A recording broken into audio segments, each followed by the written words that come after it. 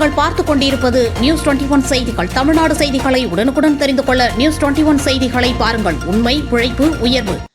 மலைகளின் இளவரசி என்று அழைக்கப்படும் கொடைக்கானலில் தமிழக அரசு சார்பாக நடத்தப்படும் பொங்கல் விழாவானது இந்த ஆண்டு கொடைக்கானல் அழகிய பூம்பாறை கிராமத்தில் நடைபெற்றது.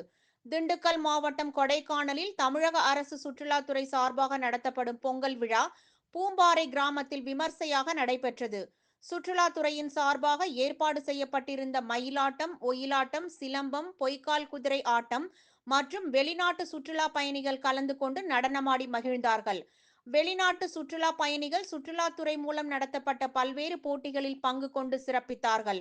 இந்த பொங்கல் விழா நிகழ்ச்சியை ஏற்பாடு செய்திருந்த கொடைக்கானல் வட்டார வளர்ச்சி அலுவலர் பாலமுருகன், துணை வட்டார வளர்ச்சி அலுவலர் பிரபா ராஜமாணிக்கம், சுற்றுலா வளர்ச்சித்துறை அதிகாரி கோவிந்தராஜ், பூம்பாறை கோவிலில் அறநிலையத்துறை அதிகாரி அண்ணாதுரை, சுற்றுலாத்துறை அதிகாரி சுதா ஆகியோரின் முன்னிலையில் பூம்பாறை கிராமத்தில் உள்ளூர் மக்களும் சுற்றுலா பயணிகளும் வெளிநாட்டு பயணிகளும் கலந்து கொண்டு இந்த பொங்கல் விழாவை சிறப்பித்து கொண்டாடினார்கள்.